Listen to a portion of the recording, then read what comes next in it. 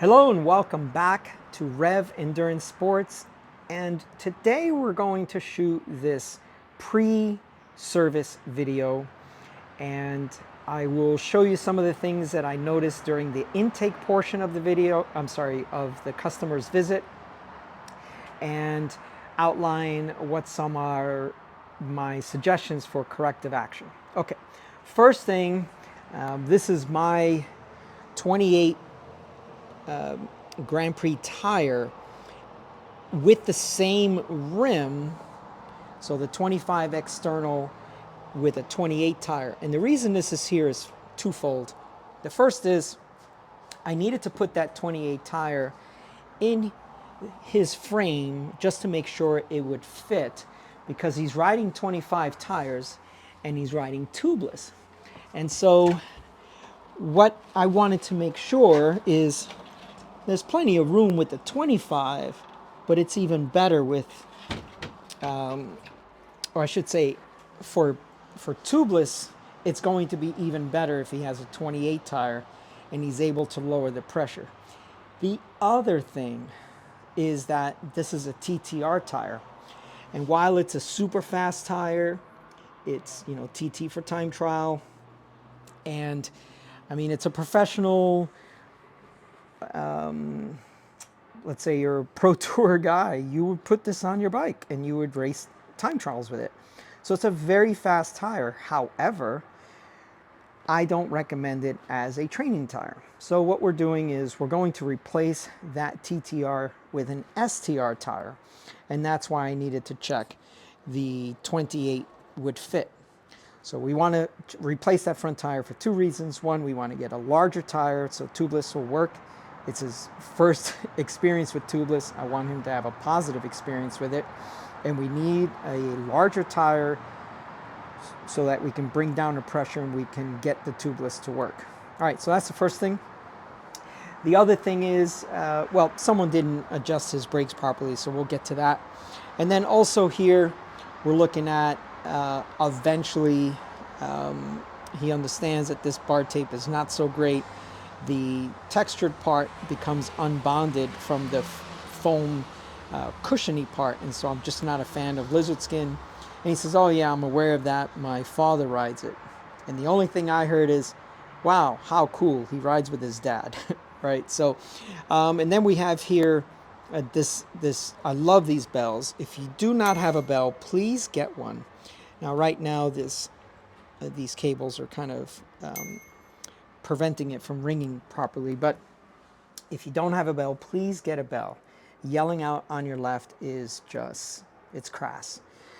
All right, the next thing is that we're looking at the size, the sizing of this chain.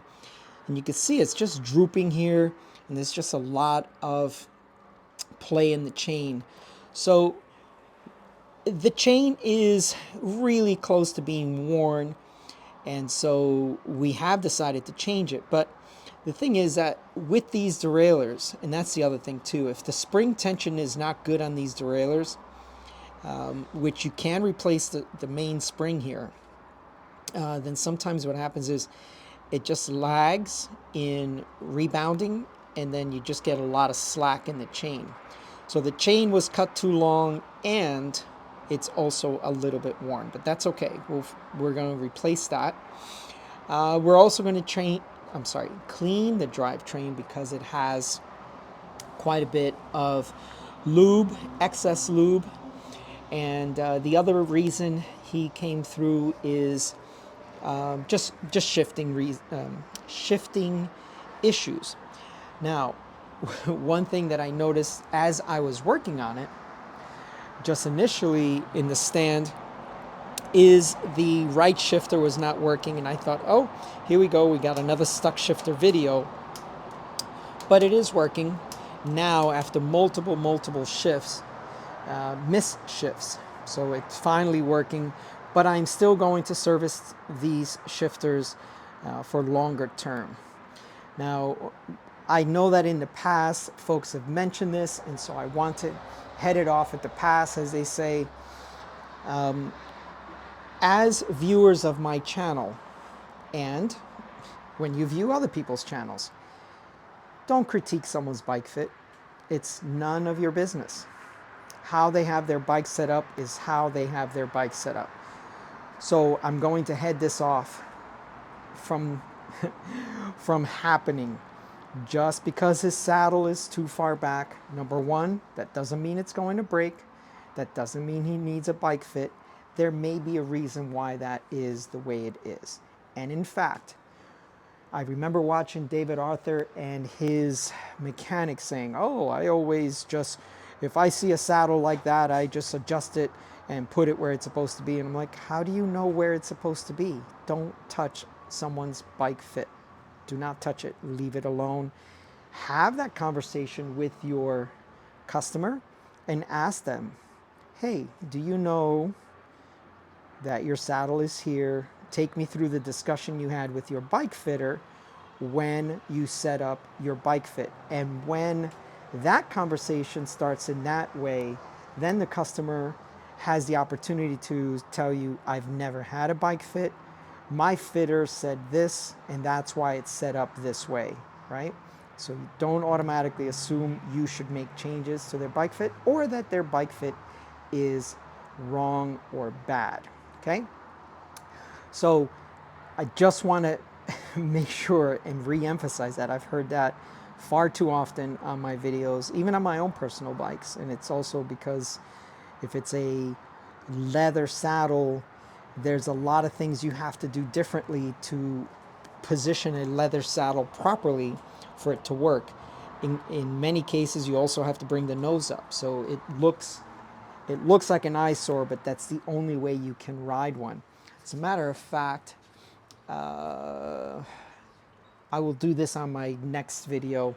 I will show you how I had my saddle set up on a 500-mile ultra with 35,000 feet of climbing. So a 508-mile race, 35,000 feet of climbing on my fixed gear on a Brooks leather saddle. So if I forget, hopefully we can talk about it on the next video. And someone make a comment so I can shoot a video responding to that. So yeah, this is a great, what's the word I'm looking for? A great package. These wheels, you got this camtail design here. So if you're riding a Trek Madone and you got this camtail, great stuff. It tries to hide the bottle behind the down tube for aerodynamic benefit. So that's all good. And the other thing is this gentleman was either training for multiple marathons, but I know he did at least one, and he just had the bike sit for a while so he could run and do some gym weight training and things like that. So now the bike's been sitting for about a year, so we're going to do a tune and clean, replace the chain, clean the drivetrain, and get this gentleman back on the road. Okay, thank you so much for tuning in. Please like and subscribe. If you'd like to see what the intake looks like, what recommendations and the condition of the bike during the intake process, please make a comment down below. Sometimes I only shoot the finished product. Sometimes I don't have time to shoot both videos, but this time we will. And then coming up tomorrow, I've got a gentleman traveling down from Los Angeles because I'm going to build his Ritchie Road Logic, one of the new 2025 Ritchie Road Logics, and then a few other things that are in the hopper, as they say. I just can't get enough time to do it. I'm pretty swamped. Okay, thank you so much for tuning in. Please like and subscribe. We'll see you up the road.